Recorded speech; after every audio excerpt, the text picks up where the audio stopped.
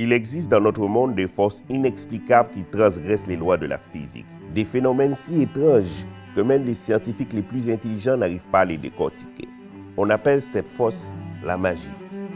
Que ce soit avec la prestidigitation, la nécromancie, la micromagie, les rénovations, les magiciens de notre univers réussissent depuis des millénaires à nous émouvoir en faisant apparaître des lapins ou disparaître un acrocodon.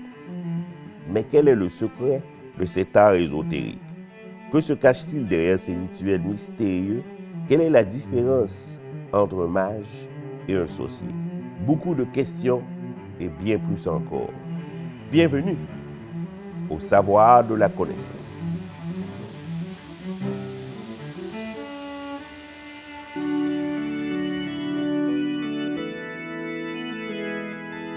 Le savoir de la connaissance est enregistré devant pas de public. Ah, de la soupe. Bon temps à tous et bienvenue sur le Savoir de la connaissance, une émission web de vulgarisation scientifique, technologique et culturelle où nous tentons d'en apprendre un peu plus sur le monde qui nous entoure en discutant avec des experts de sujets dont ils sont les experts. Je suis le Louis Courchaine et avec moi, comme à l'habitude, le professeur Zéphir qui, m'a-t-on dit, a déjà pigé une carte. Oui, eh bien, il s'agissait du 4 de carreau qui, soit dit en passant, est la carte préférée des Fafadais. Ah ben, vous me l'apprenez. Je vais me coucher moins niaiseux ce soir. Eh bien, mon ami, pour se coucher moins niaiseux ce soir, il faut s'être levé niaiseux ce matin. Mais avant d'aller plus loin, une émission web comme la nôtre serait impossible à réaliser sans l'aide de nos précieux commanditaires qu'il nous faut remercier. L'émission web que vous écoutez est une présentation de la firme de comptable agréée Glissophone. On met le O dans impôt. La clinique oculaire Laser et Taser. Le premier pour vos yeux, le deuxième pour le fun. Maintenant que c'est fait, permettez-moi de faire apparaître le sujet qui nous intéresse aujourd'hui, la magie. Un sujet vaste et intéressant, mais difficile à cerner puisqu'il est gardé secret par la majorité des gens qui le pratiquent. Effectivement, les magiciens ne dévoilent jamais l'autour. Mais comment fait-on alors pour devenir magicien? On ne peut pas. Cela est impossible. À moins peut-être de tomber sous un grimoire ou d'être né de sorcier. Sinon, on est moldu et on le reste. Ah, ben ça donne faim, ça. Il y a une question que je me suis toujours posée. Qu'est-ce que ça veut dire le mot abracadabra? Il s'agit d'une phrase d'origine grecque qui se traduit par « j'espère que ça va marcher ». Pour que ça fonctionne, en fait, il faut se pratiquer beaucoup et on le sait, les magiciens se pratiquent seuls. Est-ce que c'est pas un peu dangereux, ça? Cela peut être dangereux pour les hypnotiseurs, parce que souvent, ils vont se pratiquer devant le miroir et ils courent le danger de s'hypnotiser eux-mêmes, se transformer en poule et jamais pouvoir redevenir normal. D'ailleurs, vous parlez d'animaux, là. Y a-t-il des animaux magiciens? Un seul, Toby, le magicien. Ah, ouais. Et permettez-moi de vous le demander, là. Quel est votre tour préféré? Eiffel. Je voulais dire un tour de magie. Ah, pardon. Eh bien, je parle de la tour de Sauron, dans le mot d'or. Je suis confus. Parce que vous ne savez rien. Probablement. Eh bien, pour en savoir plus, il nous fait plaisir d'accueillir notre invité expert de la journée. Illusionniste qu'il ne se fait pas d'illusions, il a gagné le Mandrake d'or 2015. Oh. Mesdames et messieurs, Luc Langevin. Salut. Bonjour.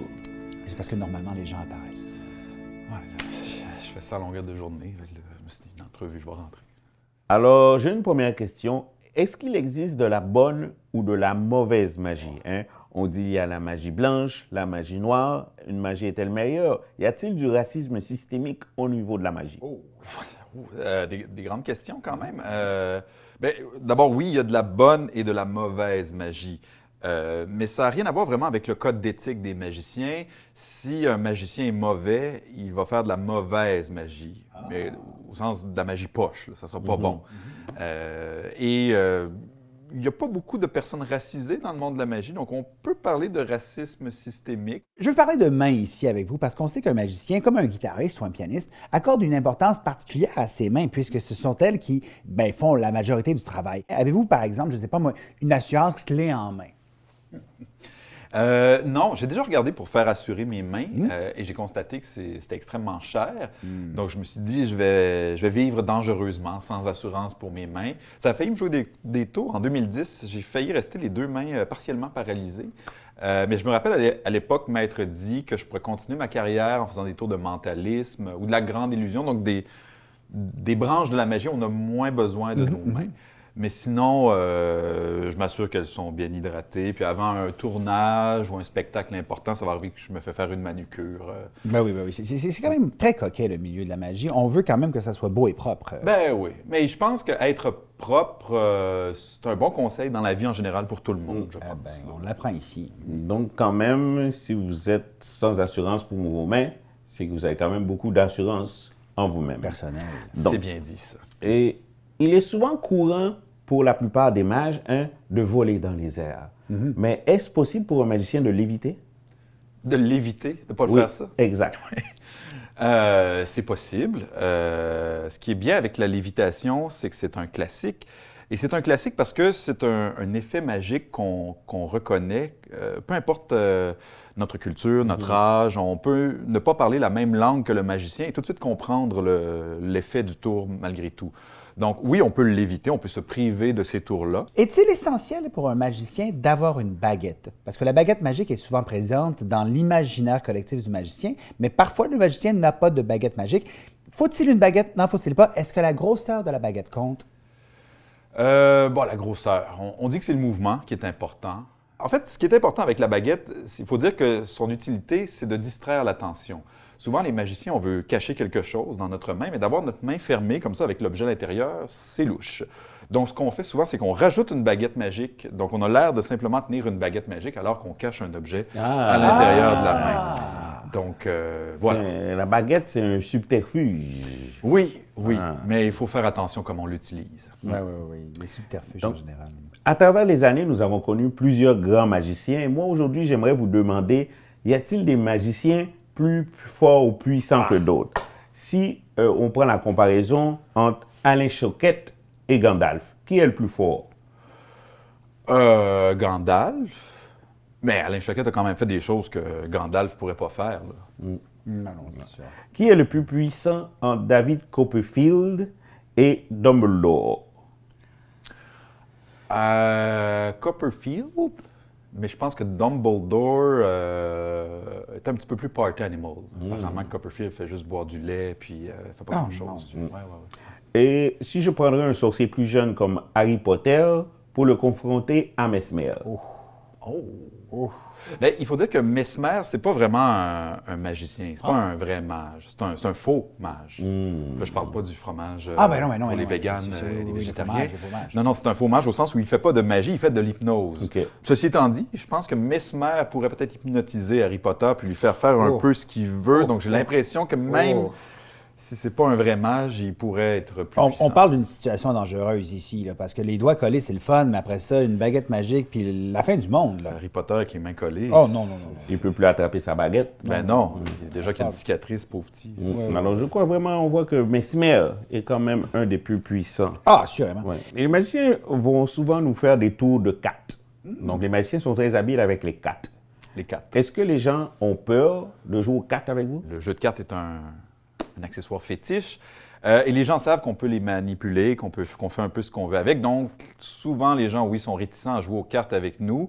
Pourtant, les magiciens, on n'est pas mal intentionnés. C'est pas parce qu'on est magicien qu'on est un tricheur. Mais souvent, dans les jeux de cartes, il y a de l'argent d'impliqué. Donc, c'est plus prudent de ne pas s'attaquer, de ne pas jouer contre un magicien. Avez-vous déjà utilisé la magie pour vous défendre? Avez-vous un sort de prédilection en bataille? J'ai jamais eu à me défendre. On m'a jamais attaqué. Peut-être que les gens ont trop peur de ce que je pourrais faire. C'est sûr que les pouvoirs ne veulent pas. Je sais que je suis très menaçant. J'ai déjà utilisé la magie dans mon jeune temps. J'avais pas beaucoup d'argent au début et quand je sortais dans les bars et qu'il fallait donner un pourboire à la barmaid, moi je trouvais que 1 ou 2 $ c'était cher à payer pour déboucher une bière. Donc je sais qu'il m'est arrivé de faire mine de donner un 2 $, mais d'échanger à la dernière seconde pour un 25 cents pour sauver mes sous. Donc ça, je le fais plus aujourd'hui parce que je ne vais plus dans les bars. Et là, vous faites disparaître des choses, justement. Vous dites être un illusionniste. Pourquoi dire que vous êtes un illusionniste plutôt qu'un magicien, un sorcier ou autre chose? Est-ce que c'est seulement parce que c'est plus difficile de dire un prestidigitateur? Prestidigitateur? Ceci qui est dictateur. Oui, OK. Effectivement, c'est plus difficile à dire. Mais en fait, je préfère le terme illusionniste parce que c'est plus rigoureux. Un illusionniste, si on regarde dans le dictionnaire, c'est quelqu'un qui donne l'illusion d'avoir des vrais pouvoirs. Puis c'est vraiment ce que je suis. Moi, j'ai pas de vrais pouvoirs, j'ai pas de dons. J'en donne l'illusion. C'est de la sémantique, tout ça. Mais c'est un peu une façon pour vous de cacher que vous avez des vrais pouvoirs. C'est que d'une certaine façon, vous êtes magicien et là, vous dites, je suis illusionniste. Non, non. Ouais, ben là, si vous le dites, on le cache plus, par contre. On retrouve souvent les magiciens dans les fêtes d'enfants. Oui. Et est-ce que c'est parce que les magiciens, vous aimez beaucoup le gâteau? On aime bien le gâteau, je pense, de façon générale. Qui n'aime pas le gâteau? Mais étonnamment, il y a beaucoup de tours de magie qui fonctionnent avec des adultes, mais qui ne fonctionnent pas avec les enfants, parce que la magie joue avec les failles du cerveau, les automatismes qu'on développe dans la vie de tous les jours. Et les enfants n'ont pas nécessairement tous développé ces automatismes, comme ils n'ont pas nécessairement un cerveau mature. Donc, il y a certains tours qui ne fonctionnent pas chez les enfants. Donc, c'est un peu contradictoire d'engager un magicien pour une fête d'enfants. Le magicien se retrouve un peu à devoir faire des trucs plus simples. Ouais, c'est ça, d'être plus clown que magicien. Après, il y a beaucoup de magiciens qui aiment beaucoup ça, le faire aussi. C'est une question de choix. Eh bien, ça tombe bien qu'on parle de fête pour enfants parce que c'était la dernière question qu'on avait pour vous parce que c'est le moment présentement de jouer à Devine la carte! Vous pouvez jouer aussi à la maison, c'est très important puisqu'il y a des fabuleux prix à gagner. Oui, et en participant, vous courez la chance de remporter une gourde à l'effigie du restaurant La Belle Patate ou encore une compilation DVD des meilleurs moments de la saison 3 de Chambre en Ville. Ça donne le goût de gagner tout ça.